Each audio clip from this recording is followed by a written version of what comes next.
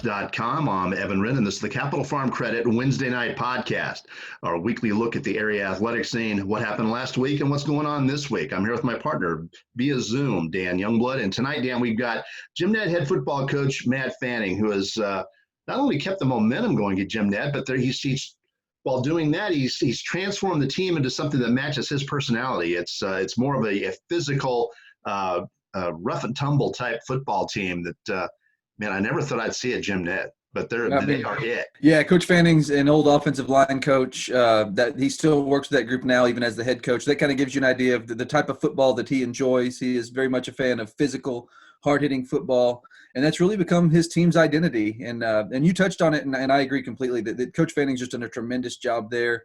He's been able to build on the really positive strides that Coach Womack made before him. And he's managed to do that while at the same time kind of reshaping their identity a little bit into that physical, hard-hitting defensive football team. So I have nothing but respect for the job he's done there. He's obviously he's got that team playing as well as they have in a very, very long time.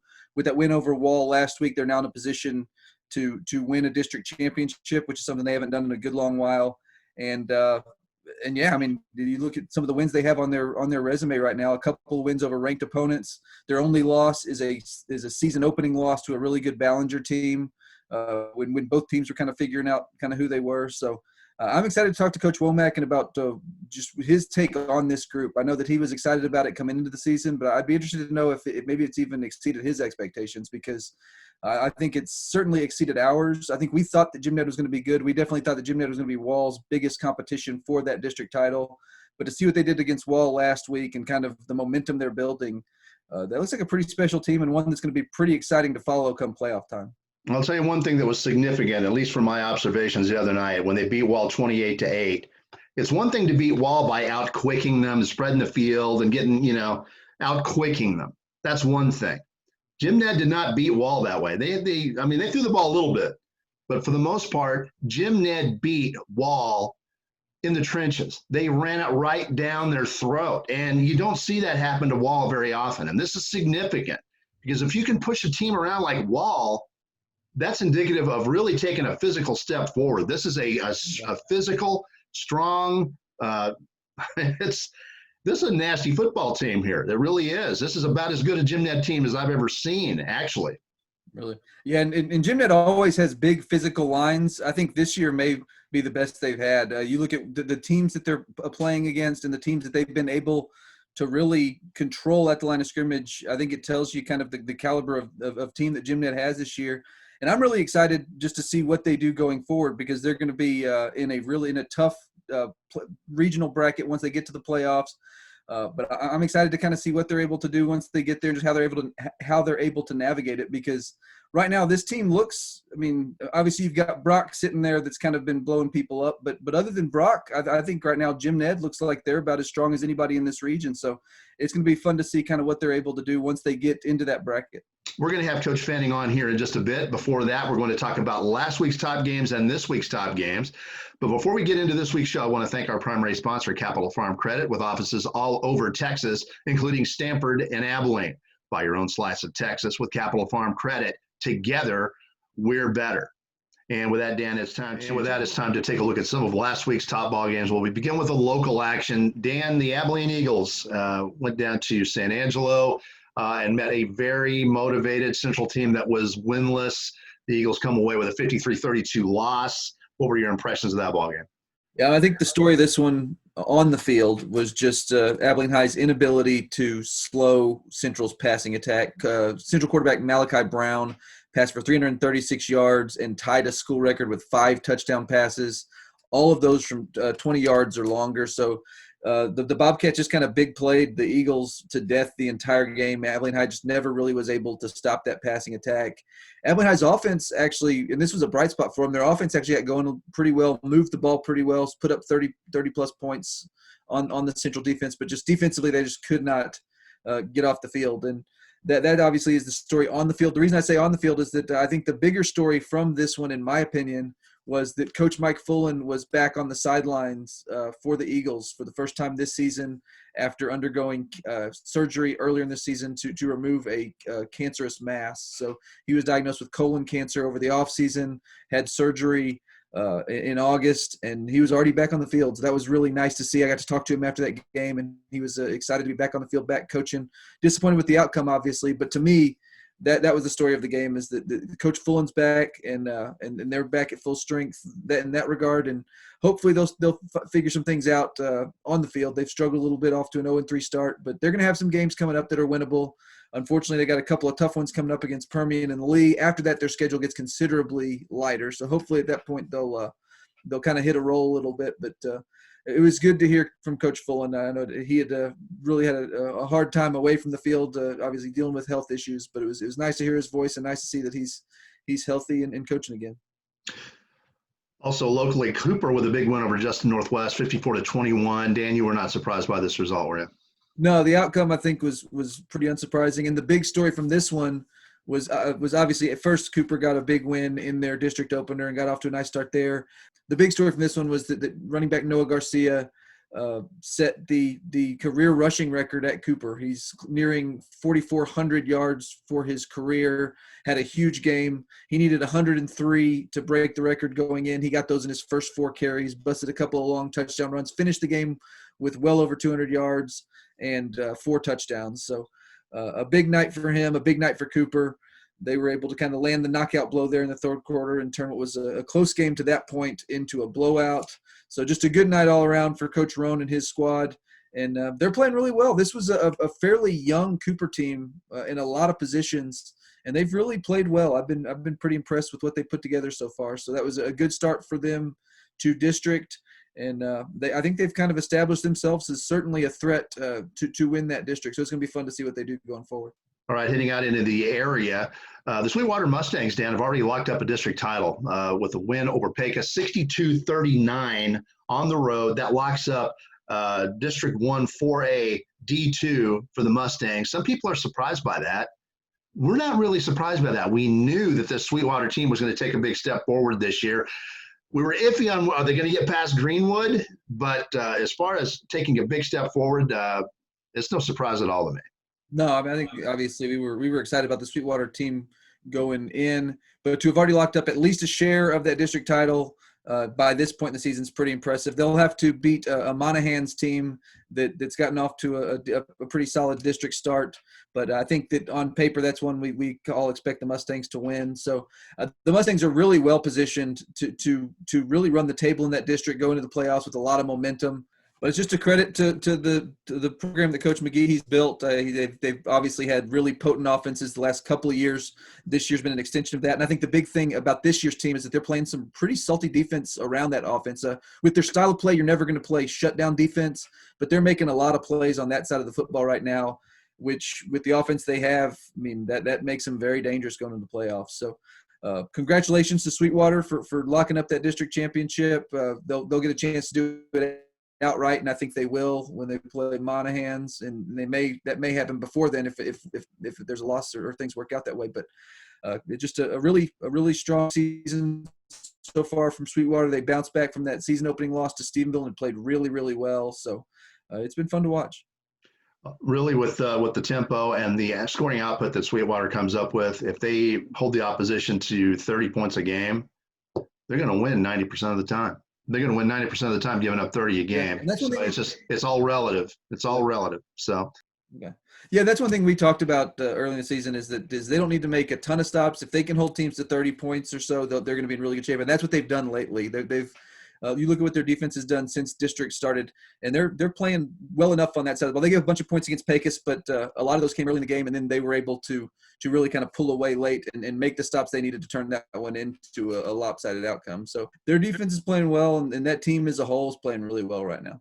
All right, and with that, we'll move on to a game in Class 3A. Dan, the early Longhorns are now in a position to clinch their first playoff berth since 2008 with a win over Breckenridge on the road, 21-0, one of their top defensive performances of the year.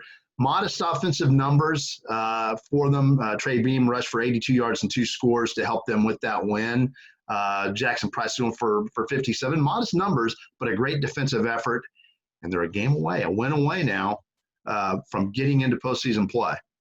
Yeah, and they've still got a game coming up against a really struggling San Angelo TLCA team. So you would think that Early is in very, very good position to snap that playoff drought.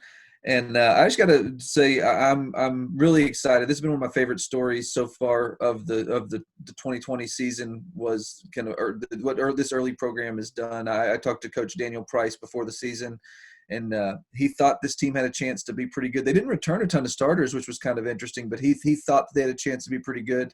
And so far they've done just that. So I give a lot of credit to Coach Price, what he's the spin he's put on that program. And I think that this is still kind of a product, in my opinion, of kind of the foundation laid by Coach Sanford before that. So that's just a good story for Early. This is a program that's been waiting a long time for this. And to go out and be able to dominate the defensive side the way they were against Breckenridge, that's big for them. That's a big time win for them. And it sets up a big game, which we will talk about a little bit more detail later in the show. They play host to a good Clyde team Friday night, and it's a winnable game for both teams. I think it's going to be a very tightly contested ball game. Early, you'll be at home. It's going to be fun, and Early is capable of competing with this Clyde bunch. It's going to be interesting to see what happens. Yeah, and these are the types of games Early hasn't played a lot of in the last probably 12 years. But this is a really important game, one that would not only clinch them a playoff berth, but give them a chance to take that number 3 seed. So this is a big game for Early, a big game for Clyde, and it should be fun to watch. And moving on to a Class 2A Division I game out in District 3, the Anson Tigers with a big win at Forsan, and this is a ball game that we've been talking about this even before the season started. We thought this was one of the big games in the area for playoff seeding because we thought Forsan would be taking a step forward this year. And Anson with a 27-23 win. That's really the way it panned out. It was a great ball game. Yeah, I mean, I think this game went just about how both of us thought it would. A very good game between two good football teams. And we'd kind of talked about Forsan being a team that was kind of the dark horse in that district. And I think they showed that against a good Anson team in giving them the game they did. But yeah, I think that this Forsan team has taken a big step forward this year, and this game was kind of an example of kind of how they've done that. They're not real flashy on the offensive side of the football. They only had about 250 yards against Anson, but they just find ways to stay in games just because they're a gritty, good defensive football team. So for Anson to go in there after coming off the big win over Stanford to kind of have that emotional high and to still be able to take care of a good Forsan team, I think says a lot about the Tigers. I think that's a big deal for them, and that also sets up a massive game against Hawley, basically what could very well be a winner-take-all district championship game. So that's going to be a fun deal for both towns. Yeah, that'll be a big ball game. You know, Anson overcame 3 turnovers on the road to beat a good Forsan team. So that's something to really consider. This team's playing. This is a good football team. They're playing well. Yeah, on both sides of the ball, to hold Forsan to 250 yards and to be able to overcome the turnovers by playing the way they did defensively, I think is a good step for them. And with that, we'll move on to a big Class 3A game from last week that Dan and I have been talking about really since before the season started. Comanche hosting Eastland. Eastland coming away with 31-17 win, scoring 24 straight points to overcome an early 7-0 deficit and come away with the win. Eastland is now 4-3 after an 0-3 start. But Dan, when they got the kids back from the little discipline thing that they had and the kids back from COVID, it's a completely different ball game now with this Eastland team. It's not the same team that it was, a month ago. This is a very good football team that we expected. They're now the Eastland team that we expected before the season started. Yeah, I just think it took them a little bit of time because of a lot of issues, some self-inflicted, some not, to kind of find their footing and become that team. But I think the way they're playing right now, they are a very, very dangerous football team. And to go to Comanche and put 31 points on that defense, which has been holding just about everybody to play to about 7, tells you more than once against them. Yeah, that tells you the type of offense that Eastland has. We knew it was really good. I thought Comanche would be able to maybe slow them a little more than that, but to go on the road, score 31 points against a team that is designed offensively to keep the ball away from you. Just in a really impressive showing for Eastland. That was a huge win for them and sets them up now for an opportunity to win that district if they can beat Jacksboro. So a big game for them. And Comanche will have to regroup a little bit, but that's a really good football team too, and they've still got big goals ahead of them. But, I think the story of this one is just the job that Eastland did to go on the road and to pick up that win. Just very, very impressive. And with that, we'll move on to last week's Big Country Preps game of the week.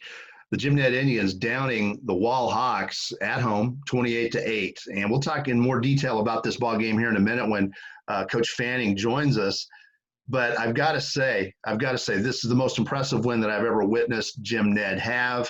It's the most impressive performance that I've ever witnessed the Jim Ned team have. They physically dominated the Wall Hawks, and you don't see that. You'll see teams spread the field and out-quick them, but you usually don't see people knock them over. About the only team that I've seen win the physical battle against Wall is perhaps Brock in Region 1. It just doesn't happen very often, and Jim Ned did it. Yeah, I mean, it's just that's a great win for him, a really important win for him. But I think that I really kind of got an idea of just how good this Jim Ned team was first when they were able to beat Cisco the way they were and really run away from them in the second half. And then when they go to a neutral site and beat a really good Hallettsville team. I think yes. that you kind of got an idea then that this Jim Ned team was really, really good.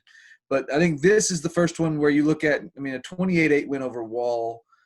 Wall is one of those kind of standard bearers in this district, in this region. If you can beat Wall, you've got a really good football team. And not only did Jim Ned beat them, they beat up on them a little bit. So, I think Jim Ned can really, hold that head high and kind of view themselves now, I think, as one of the toughies in this region. So I'm excited to see what they can do going forward. But this is a huge, huge win for them. And with that, it's time to take a look ahead at this week's ball games. The Abilene Eagles be hosting one of the more storied programs in Texas. Odessa Permian Panthers will be coming to town. How do you see this one shaping up? No, Abilene's got this one at home where they've played pretty well in recent years. This is going to be a tough game, though. I think this is part of a 3-game stretch that's really pretty tough to start district play. You had at Central's never an easy place to win. They got beat there. Then you've got Permian, and next week you've got Lee, who was considered the favorite in this district in the preseason, but Permian beat Lee this past Friday. So we've seen this Permian team against Cooper early in the season. We know what they can do. It's going to be a tough matchup for Abilene High, but I think that it shapes up a little better for them that Permian is a run-based team. Abilene High has traditionally defended the run better than the pass. So we'll see what happens. They're at home. I think you still got to give Permian the edge coming into this one, but Abilene High is not going to be given any ground here. And moving on to Class 5A, the Cooper Cougars going to be traveling to Granbury to face the 2-2 Pirate Ball Club. I think on paper it looks like Cooper has had the tougher schedule overall, has performed a little bit better defensively, especially of late. Looks to me like the Cougars are the favorites. Yeah, I would agree. I think this is one that Cooper would expect to win. Granbury comes into this one at 2-2, got off to a 1-0 start in district with a win over Crowley. But I think this Cooper team is just playing really well. They come into this one with some momentum. They're moving the ball very well offensively. Defensively, they've made some big stops the last couple of weeks or the last couple of games. I like Cooper in this one. I think that this is a game that they will go in expecting to win, and I think they'll come out of it with a victory. All right, and no Wiley Bulldogs again this week. No, it's kind of a weird situation. They had the 2-week quarantine period due to COVID cases, and then they had their game against Plainview moved up into this week, this slot for this Friday, but it was pushed back again to November, the late November. So they're going to go 3 weeks without a game, which is kind of odd. They're going to have to find a way to kind of to stay sharp and try to get back at it next week. But just a tough start for Wiley after getting off to that 2-0 record. They looked really impressed from the first 2 games, and now it's just been kind of they've had to hit the pause button. So obviously the big thing for them is just to be able to stay sharp during this period and try to get back at it. But it is kind of weird going 3 weeks without a game. That is not a situation you will ever find yourself in a normal season. All right, we got a lot of very good ball games this week in the area, and one of them that I want to mention right off the bat is in District 2, 3A, Division 2. Bangs is undefeated. They're 6-0, And they've got this big game coming up against Ballinger, and that's going to be a week after. That's going to be a week from Friday. But this week, they've got a tough game on the road against Sonora, a Sonora team that's suddenly finding itself, that's won 3 straight games, that blew out Brady last week. So Banks can't get caught looking ahead, Dan. They can't look ahead to Ballinger. They've got to take this game at Sonora very seriously and come away with a win on the road and execute. Otherwise, they may, they could cost themselves something here. They've got to execute, win this ball game, and then go into that Ballinger game and focus on that one. This is a scary game for Coach Maxfield. If I'm Coach Maxfield, I'm a little bit worried about it. Yeah, I mean, I think this is one that is probably a tougher game than most people will think it is, just based on Sonora's record. But like you said, Sonora comes in this one on a 3-game winning streak, playing good football. One thing I think that bodes well for Bangs is they're coming off a game against a pretty salty Ingram Moore team, kind of a solid Ingram Moore team. It was kind of a challenge early. They got challenged early and were able to pull away for a big win. I think that was kind of a game that kind of focused them. This Bangs team does not appear to me to be one that's going to be caught looking ahead. But this is a type of game that they definitely need to keep their attention on, or it could be an upset for sure. And with that, we'll move on to a Class 2A Division I ball game out of District 4. We've got an interesting matchup. We've got an upstart Coleman Blue Cat team heading to the Graveyard in Cisco to face the Lobos, who have actually, the Lobos, they're finding their sea legs. They're finding some momentum here. They're facing a Coleman team that's off to its best start in about 5 years at 6-1. Interesting game. How do you see this one shaping up? It's I think it's a little tough to gauge, but I think that Cisco has performed a little bit better against a tougher schedule. So I would look for the Lobos to win the ball game. Yeah, and I'd agree. I think this one to me is kind of a hard one to gauge, just because it just there have been different schedules and those sorts of things. And Cisco, because of the strength of schedule, it's been hard to tell just how good they are against their own level. But I think that this has the potential to be a competitive game. Coleman has played really well to this point. They're playing really well on both sides of the football, but it's just hard, especially going on the road, to predict a Coleman win against a Cisco program. But I just think it says a lot about what Coleman's done that we're talking about this game now, because I don't think this was one probably early in the season that we thought that Coleman would have a chance to win. Now we look at it as one they have a chance to make competitive, and if they keep it close in the fourth quarter, who knows? But that is a Blue Cat team playing with a lot of confidence right now. Well, if they keep playing defense the way they've been playing and keep it close, if they can find a way to stop or slow down that Cisco running game, and Winters found a way to do that 2 weeks ago. So Coleman goes in there and plays the kind of defense that they're capable of playing. Only one team this year has scored more than 13 points against them, and that was an outstanding Anson team. Yeah. If they keep it close, anything can happen. Well, I agree. I think it's going to be interesting. This is one that, like I said, is a credit to Coleman. We're talking about this game right now because they've played well enough to put themselves in a discussion with Cisco in that district now, which I think just says a lot about Coach John Elder and the job he's done. But I'm excited about this game. I think this is going to be a neat one, and this will be certainly one of those measuring stick games for Coleman, whether they win it or not. If they can go in there and keep it, within a couple of scores, be competitive into the fourth quarter, I think that that still could be a confidence booster going down the stretch. Well, oddly enough, Dan, if Coleman pulls off the upset at Cisco, which it is capable of doing if it plays well defensively the way it has been, it would set up a home date with San Saba 1 week later for sole possession of first place. Wouldn't lock up the district title, but it would be for sole possession of first place. That would be one of the biggest games at home that Coleman has had in years. If they have to knock off Cisco in order for it to happen.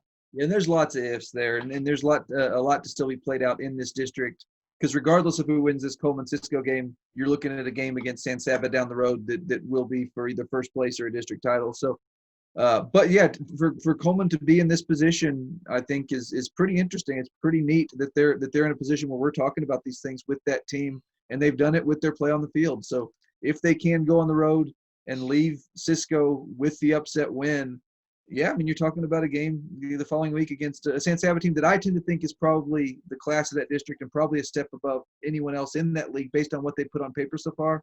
But when you put yourself in that situation, when you need, then you have a chance to win. Anytime you're on the field with anybody, you've got an opportunity. So I think Coleman would love to be in that position, but to do that, they've got to get through a really good Cisco team first. All right, moving on to a Class 3 game. This is going to be in District 5, Division 2. Not dissimilar to the matchup we saw last week between Eastland and Comanche. Jacksboro running a similar offense, a very similar offense. They run the double wing. They don't run the wing too. They're pretty much double wing against an Eastland ball club that is just scoring just gobs of points.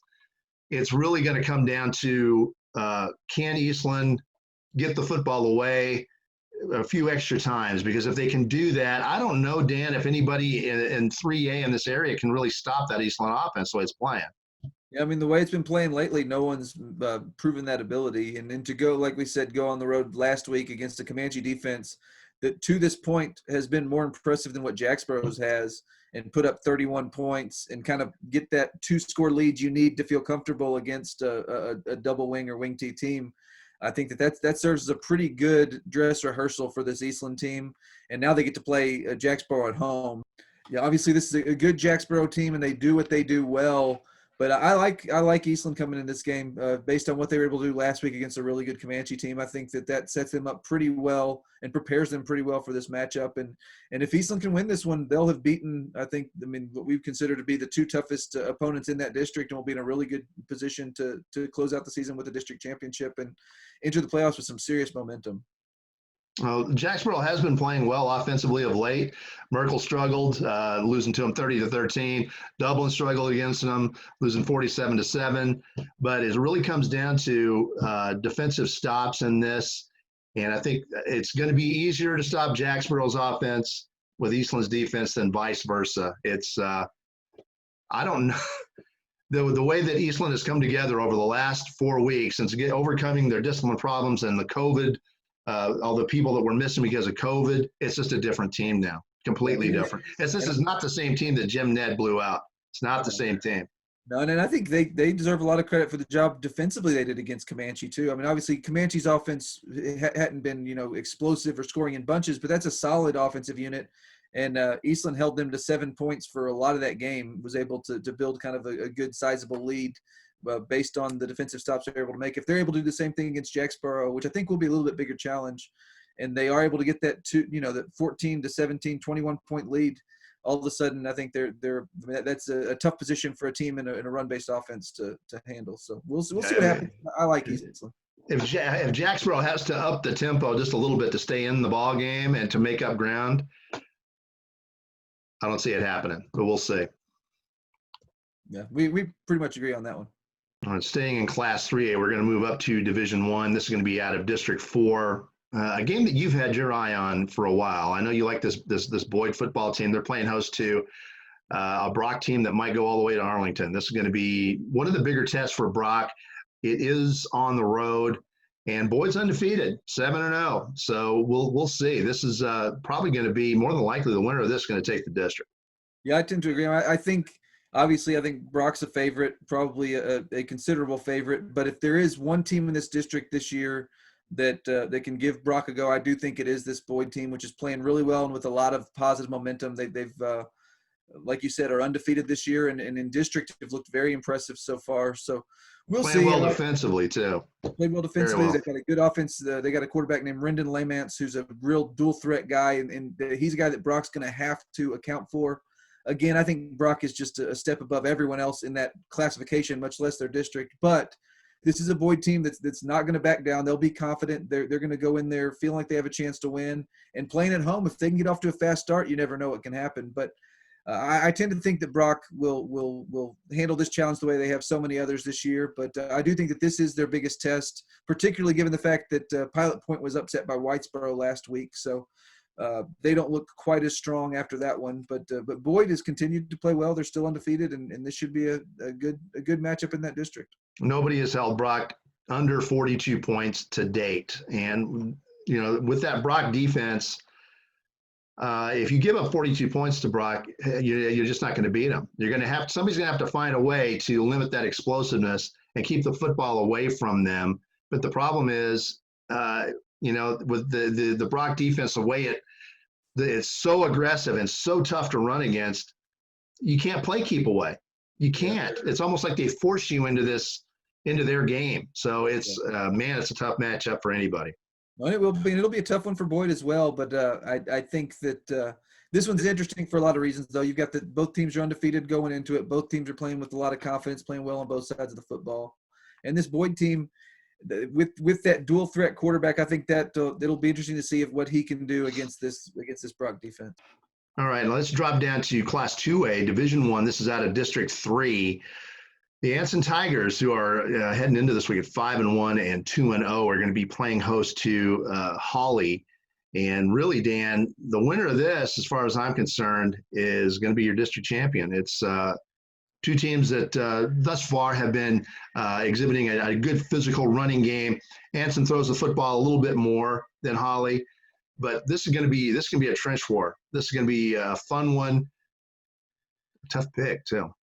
Yeah, it is. Obviously, I think coming into the season, we both thought that Hawley was kind of a prohibitive favorite in that district.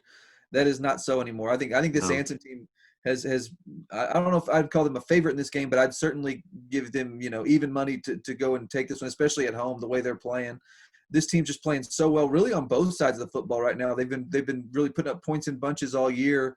And then last week, really the last 2 weeks against Stamford, they played a great defensive second half and were able to pull away as a result. And then last week they go and shut down Forsan pretty well defensively. So I think with the way Anson's playing defensively, you add that to the explosiveness of that offense, and I really like what this Tigers team's doing right now. But Hawley is still Hawley. They've still got that big offensive line. They still run the ball well, play good physical defense. But I see this one as being almost a toss-up. I really think this is going to be a fun game. Yeah, it's going to be a very fun ball game. It's an interesting stat too. The only teams that have beaten these two are undefeated still. Yeah, and both the teams that beat Hawley are undefeated. Bangs beat them, Hamlin beat them, and Hamlin beat Anson as well. Nobody that has had a loss has beat these guys. No, both of these are two good football teams. I've seen Anson play. You've seen both of these teams play. These are two good football teams, and I think it's going to be a really good football game. I'm leaning, I think, toward Anson just based on what they've done defensively the last couple of weeks. I expect Anson's offense to kind of perform against anybody, but the way they've been playing defensively these last 2 weeks, I think gives them a slight edge. But again, I view this as basically a pick 'em. I don't think that either team has a major advantage in this one at all. All right, moving on to our Big Country Preps game of the week. We've got the Clyde Bulldogs heading down to Early, and so this might surprise some people as our pick for game of the week, but really this shapes up as a very competitive ball game. It's at Early. Early is playing about as well as we've seen over the last few years. They've won 3 out of the last 4 ball games. They beat Breckenridge 21-0 last week, and this is Early's shot to move up a notch here, and they not only would clinch a playoff spot, in all likelihood, they would clinch a playoff spot. But beyond that, if Early wins this game, they give themselves an excellent chance to get the 3rd seed, to move up a little bit and avoid having to play a 1. So there's going to be a lot of motivation here for both sides. Clyde comes in at 2-0 in league play, having beaten Breckenridge, and then they had a forfeit last week against TLCA. So they've had basically 2 weeks to prep for Early. So this is going to be a good ball game, interesting, and Early's playing well enough defensively to keep itself in this game. Yeah, I think this is a good game and an interesting matchup for a lot of reasons. Like you said, Clyde hadn't lost in district yet, so if they win this one, they're going to go into their final 2 games against Wall and Jim Ned with a chance still to win that district. And then Early, you've talked about the implications. If they win, this would be a huge win for them in terms of avoiding that number 4 spot and avoiding a first-round playoff matchup with Brock, which I think has a ton of value in itself. So this is a big game. I think this is going to probably be about as excited as that Early community has been for a football game in a very long time.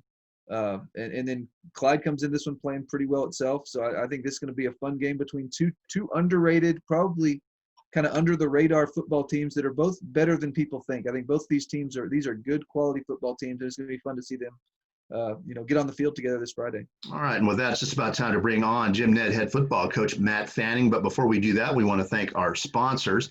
First and foremost, Capital Farm Credit, who brings you these Wednesday night podcasts free of charge throughout the school year. Also, for the Love of the Game Broadcasting, and our old friend Terry Slavens, owner of K-Lakes 93.5 out of Breck, KATX 97.7 out of Eastland, KROO 1430 out of Breck, KWBY 98.5 FM out of Ranger, and 2 new stations, Classic Country 1330 AM and 94.7 KWKQ. Both of those are out of Graham. That is for the Love of the Game Broadcasting. And also Phil Hill of the Abilene Realtors Group, big supporter of local athletics. If you're in the market, give him a call at 325-669-5153 or visit his website at philhillproperties.com. And finally, Underwoods Cafeteria in Brownwood. As you're going through town, look around for the big cowboy sign and you'll find it. Some of the best home cooking in the big country. That is Underwoods Cafeteria, a landmark in the big country since 1946. And with that, Dan, it's just about time to bring on Coach Fanning. Yeah, I'm excited to talk to him about Jim Ned football, about the season the Indians are off to, and really just about the program he's building there. He's done such a tremendous job of elevating that program from certainly what it was, 5 or 10 years ago, but even from what Coach Womack had done, which was pretty impressive. So it'll be exciting just to talk to him about the state of that program and kind of the excitement level right now, just based on some of the things they've done so far this year. And now joining us via Zoom, Jim Ned head football coach Matt Fanning. Coach, thank you so much for joining us. Hey, thanks for having me, Evan. Appreciate you, Danny. All right, Coach, you've had time to reflect on Friday's big win over Wall, 28-8. Humongous win. That's as big a win as I've seen Jim Ned have really in my time here. Now that you've had time to think about it, what are your reflections on this? I'm just proud. I'm just proud of our kids. It was a phenomenal effort across the board, offensively and defensively, special teams. Just fired up about the way we were playing. We were executing. We didn't make very many mistakes. It was a fun Saturday watching video. There wasn't a whole lot. We went quick. There wasn't a whole lot to critique as far as, hey, you did this wrong. We're going to work on this, so on and so forth. And we had to play that kind of game to beat those guys. And they put you in that situation. But, man, we're elated and really excited about what we got coming, and moving forward. Okay. One thing that struck me about this game, and it's one thing to beat Wall by spreading the field and out-quicking them. That's one thing. You guys didn't beat them that way. You won that game in the trenches on the ground, and you don't see that happen very often against a Wall team. To me, that's really indicative of the program taking a big step forward physically. I think we're doing a really good job up front, offensively and defensively. We've got a talented group up front, and then we've got some guys that are really smart guys that are able to make adjustments in the game. One of the things that people don't see within the running game is the execution by Tate Yardley, and our passing game. We were able to get Wall to do some things that they're not comfortable doing, removing a safety from the box to try to play some coverage in some deep situations. And that's kind of their MO. They're going to put one more in there than you can block and make you try to beat them over the top or beat them deep. And we were able to do that a couple of times. And I think they went with two safeties and gave us even numbers in the box, and we're able to kind of run the ball and move the ball. So, hats off to Tate and that our crew of receivers that were able to kind of put us in that situation. Okay, Coach, you talked about the offensive line a little bit, about Tate at the quarterback position. Obviously, Xavier Wishart's a guy who had another big game last week, has had a really big season for you guys, and really does it both ways. Can you just talk a little bit about his impact on the game and kind of his impact on your team and what he brings for you guys week after week? Well, he's an outstanding football player, and he's and we talk about it. I get to talk about X a lot. People ask, hey, tell me about X. He's a great kid. He's a great leader. He brings a ton of energy, and then he's able to do the things that we ask him to do. He shows up in big games. He showed up in the Hallettsville game. He showed up in the Cisco game. He certainly showed up Friday night against Wall. And he's a guy that when you call on him, he's there, and he's going to show up big and do the right things. And I think people see him scoring touchdowns on Friday nights, but I think it underplays a lot of the things he does defensively for us as well. He's an outstanding linebacker. So he's a great football player. We're really proud to have him.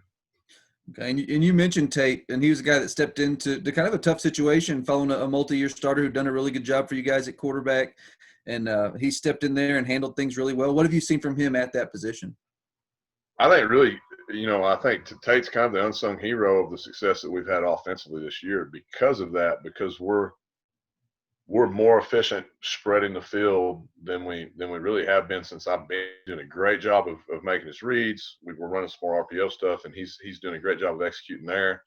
And then he's got a great arm. You know, I mean, he can make throws that most guys can't make. He's probably the best arm talent that I've ever had the opportunity to coach, which makes people pay attention. Where you could in the past still a safety, put a guy in the box to defend us.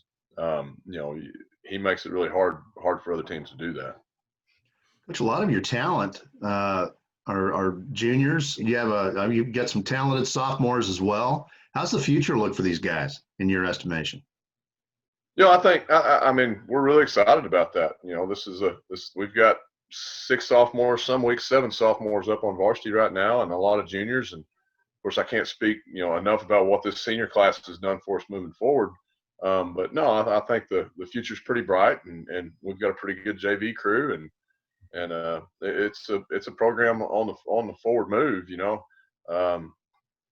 And I think it's just a testament to our kids and our community that we've got a great group of kids who really like to work and really like playing football, and that makes it a lot of fun. And Coach, I mean, y'all have done some really impressive things this year against a really tough schedule. Y'all played a lot of good football teams to this point and held up really well. I guess just talk about kind of that schedule you did line up, and I guess was that done with the purpose of getting you guys ready for a good playoff run? I mean, yes and no. I mean, it was kind of a byproduct of 2 things. One, we wanted to increase the difficulty of our schedule because we felt like that hurt us last season. And we wanted to play some tougher teams and prepare to play the Walls and the Clydes of the world, and then moving forward into the playoffs. And then we had a really hard time finding games, just due to some of the success that we've had in the past and some of the teams that I guess to make it, to shorten it up, we wanted to play some tougher teams. We didn't want to necessarily play that many tougher teams. So, but that's what we ended up with, and really proud of the way our guys have handled it. And that kind of leads me into the next question. Y'all did lose a couple of games against 4A teams that y'all had scheduled with Sweetwater, with Snyder, just because of the crazy, unpredictable nature of this season. I guess just what has that been like? Obviously, I've had to deal with a little bit of adversity there. Some just kind of had to roll with some punches. What has that been like for your program? That's something that everybody's kind of dealing with. I'll tell you, if I've ever coached a group of kids that were ready for the adversity that 2020 could bring, this is it. And I think that's probably their calling card is man, a lot of teams, when you show up and say, hey, we're going to miss this game against Sweetwater, we tell them on Wednesday night, they're going to be really disheartened, disappointed. It's going to be hard to get them ready to go the next week, so on and so forth. Not this crew. And then the same thing, hey, we got our homecoming canceled against Snyder, and here we're going to go play these guys on this day. Our guys never really blinked. They never quit working, we took a hard loss in week 1 to Ballinger, and we never really lost any confidence with that. And that's just a testament to the young men in our program. They're built for this. They're built to handle adversity. They're a really tight-knit group. They respond well to coaching, and I tell people all the time, they're a lot of fun to coach because they love football as much as I do. Coach, is it my imagination, or has this program started to take on your personality? You seem to, I don't know, have a preference for maybe a physical brand of football. This is the most physical Jim Ned team that I've seen since I've been here, and that's since '06. Is that the kind of identity you're trying to forge, or you're just going to take it as it comes and see what you've got on the sidelines? I think a little bit of both. I mean, that's certainly, I cut my teeth coaching the 2A ranks, and we couldn't throw the ball, so we ran the ball hard nosed, and we did a lot of those things. And I'm an offensive line coach that's also the head coach, so we're going to be physical up front. We're going to do a lot of that.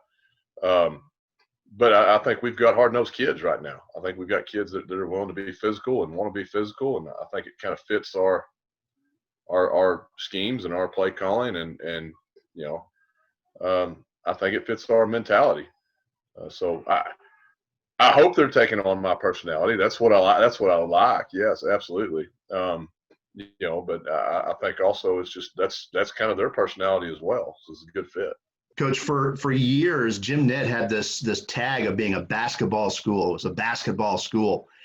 It sure doesn't look like a basketball school anymore. It looked like the community is very appreciative of the ball club that you put together. And then, they want winning football, and they sure look. How's the community responding? They look like they had a lot of fun the other night. We've got a ton of community support, and that's really the MO of this community. They're going to support our kids no matter what we do. We want success. We're a success driven. If we're talking about high school sports or high school academics or band or whatever, this community is success driven, and I think they showed a commitment to move forward with football and improve the football program when they hired Jared Womack. And I'll never shortchange him. He did a lot to get this thing moving in the right direction and garnered a lot of community support. But I think this is. I don't think we're a basketball school per se anymore. I think it's just a community of people and kids and that want to have success in everything we do. And Coach, last one, I know there's a lot of regular season left to be played. You mentioned the Clyde game. It's Mother's coming up. But looking forward just a little bit, this is obviously a tough region once you do get to the playoffs. You look at the top-ranked Brock. You got Shallow-Water, who's still undefeated. Bushland's the one that's sitting out there too. Just what is your take just on this region? Like you said, you've got business to take care of before then. But what is your take on this region once you get to the playoffs? Man, I'm a bad one to ask when you talk about looking too far forward. I'm still on TLCA, but absolutely, it's a tough region. And then there's always the chance you still got Wall in there. So I hadn't got to see much on Bushland or Shallow-Water. I've seen Brock a few times, and I feel like Chad and his crew over there feel like this is one of the best teams they've had. So I think there's a lot of class in this region, and I think in District 4 that we match up with, on the back end of that with Pilot Point, who beat us in the first round last year, and Whitesboro upset them the other night. I think it's just a tough region. It's a great region for football. Coach, thank you so much for joining us. We'll be keeping an eye on you, obviously. Good luck the rest of the way, and we'll see you. Yes, sir. Hey, thanks. Appreciate it, guys. Thank you. Thanks, Dan. All right. And that was Jim Ned head football coach Matt Fanning, who really after Coach Womack, he had a tough act to follow, but he has kept that momentum going at Jim Ned, and really it's evolving into a different type of football team, as we have talked about earlier. But it's impressive to see. I never thought that I would see a big, nasty, physical Jim Ned football team. I always thought that if they were going to be successful, they were going to go the finesse route. But this is unlike anything I've seen out of the Indians. They're my kind of football team. Yeah, they are. And the interesting thing with them, I think, is you could kind of see this progression coming. We've talked a lot about last year's team, which record-wise probably didn't finish as well as we thought it probably would have. But you could tell that they played a whole lot of really close, physical, defensive football games. I think you could kind of see then kind of the direction they were headed. This year they're winning more of those games, and they're really putting it to people right now. So I think – it's pretty fun to watch. I think you've got a team that is as physical as any team they're going to play on their schedule. And when you're able to do that, I think that you've got a chance to compete in any game. And that's kind of been the case this year. They have the one blemish on their record to a Ballinger team that was pretty close to full strength at the time those two teams played. And it's very good in its own right. But other than that, they've been dominant. So it's been really fun to watch. And it was good talking to Coach Fanning about that group. Well, that Ballinger Ball Club is 7-1, so there's no shame in losing to them.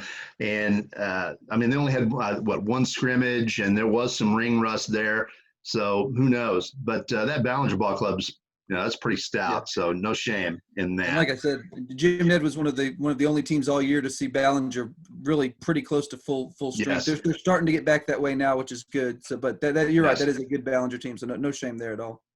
And with that, it's just about time to wrap up the Capital Farm Credit Wednesday Night Podcast. But before we do that, we want to remind you that we have 3 separate subscription packages here at Big Country Preps. We've got a monthly for $5 a month. We've got a semi-annual 6-month subscription where we knock that price down to $4 a month. And then we've got an annual where we knock the price down to $3 a month, 12 full months, $36 for a full year of Big Country High School athletic coverage. And we'd also like to encourage you, as you watch these Wednesday night podcasts, to click that subscribe button on the right side of your screen on YouTube. That way you can check out our weekly podcast and make sure you don't miss any of them. And we also want to remind you that if you see any photos you like in any one of our galleries, they are available for just $7. You can click that small shopping cart icon to the bottom right, follow that prompt, and purchase as many of those as you would like. If you've been around the site, you probably noticed we take a lot of photos. That's something we take a lot of pride in. So make sure you check those photo galleries out. Check out our photo archive. And again, purchase as many of those you'd like here at bigcountrypreps.com. All big country, all high school, all the time. Welcome home.